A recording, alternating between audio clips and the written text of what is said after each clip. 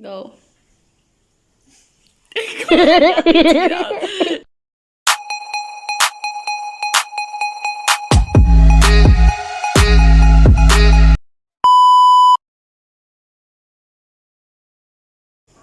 Hi everyone, my name is Saidi C. Kabilin, a student nurse from the University of Mindanao. Today I am going to perform a fully catheter insertion for my female client. So the purpose for this procedure is to relieve urinary retention to the client. Second is to obtain a sterile urine specimen. Third is to measure the residual urine remaining in the bladder after voiding. Fourth is to control urinary incontinence to the client. Fifth is to provide access for instilling medication into the bladder. Sixth is to maintain an empty bladder during surgery. And the last one is to monitor early urine production in seriously ill client. So here are the materials needed.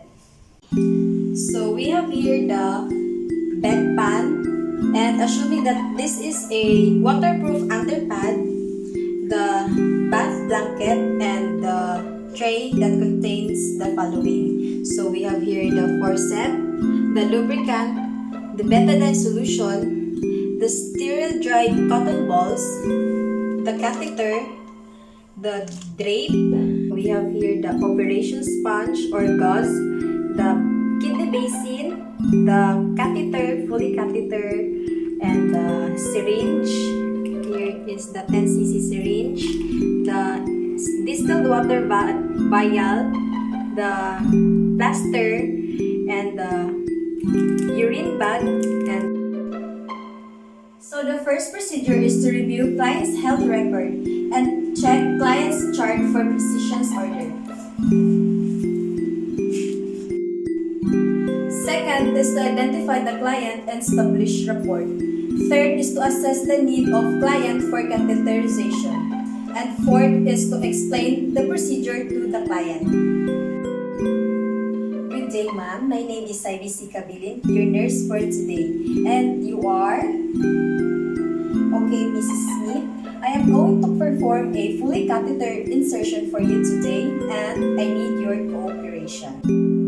Next is to provide a good light. Then gather the needed equipment for catheterization and provide privacy by closing the door and pulling the curtain.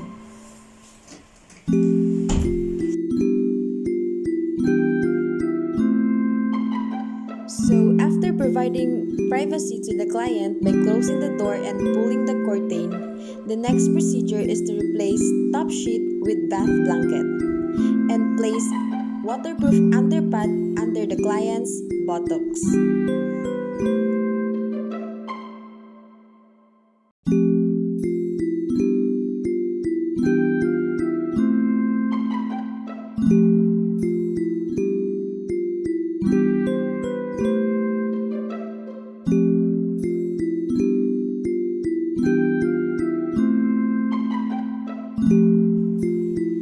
Okay, ma'am. I'm going to put the underpad, so please turn it to the other side.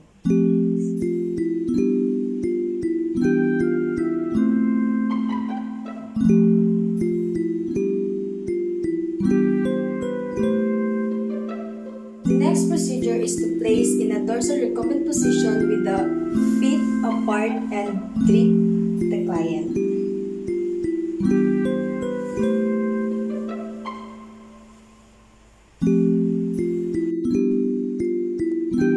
Next is wash hands thoroughly and put on clean working gloves.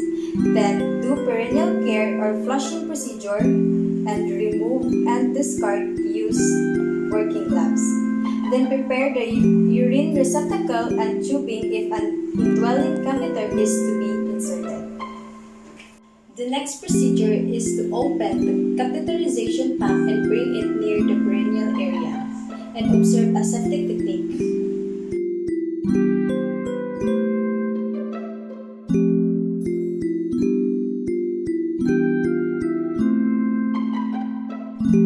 Next is to squeeze a small amount of lubricant over the sterile field. Then after that, that, get 2 cotton balls from the pack and place on the sterile field. Then pour the betadine over them.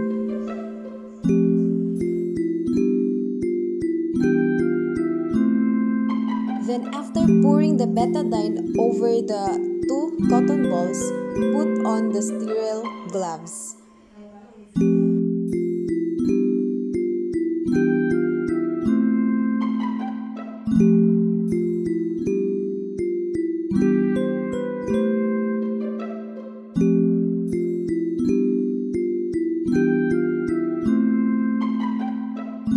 After putting on the sterile gloves, the next procedure is to grasp the upper corners of the eye or fenestrated drape and unfold it without touching unsterile areas. Then place eye or fenestrated drape over the vulva area, exposing the labia.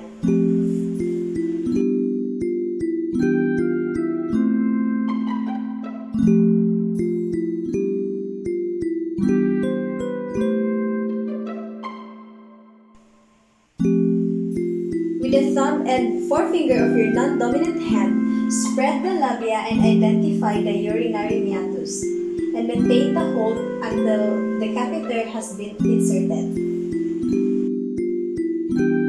With the dominant hand, disinfect the meatus twice using cotton balls with betadine.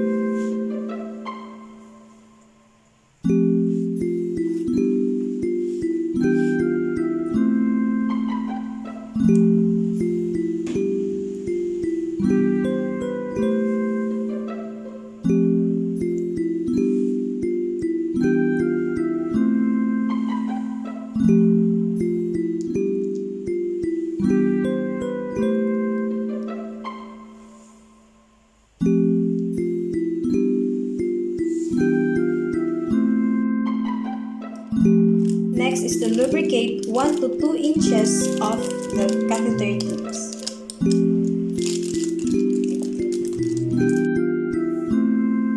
Excuse me, ma'am. I'm going to insert the catheter. Please take a deep breath. Wow.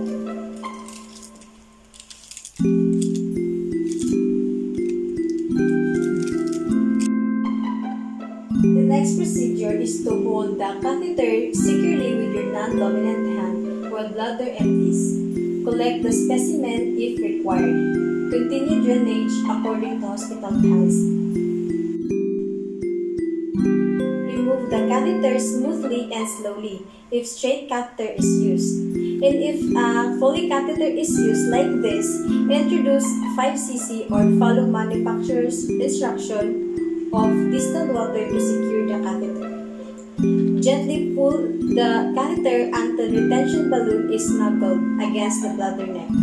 Resistance will be met. Remove the penetrated drape.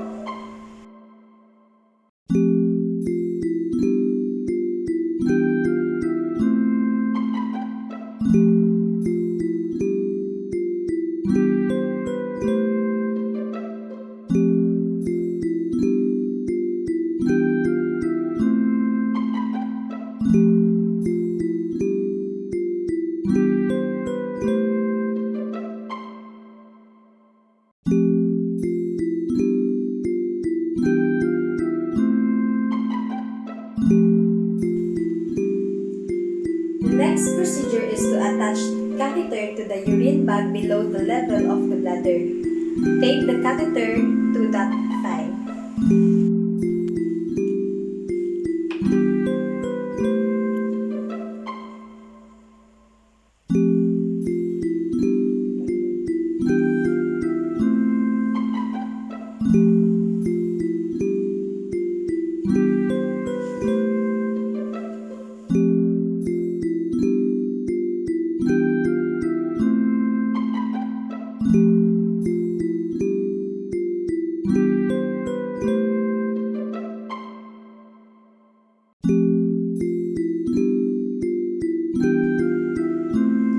The next procedure is to place client in a comfortable position and do aftercare of other equipment's use. Remove gloves and do hand washing.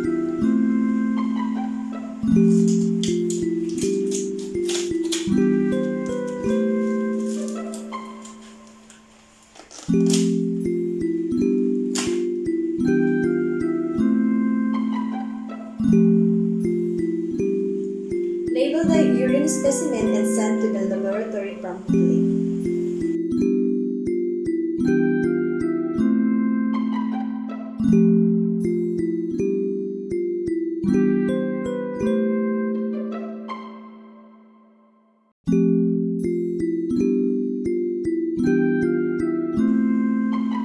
And the last procedure is to document the following: the date and time procedure, and started and ended. Second is the client's response, reaction to the procedure.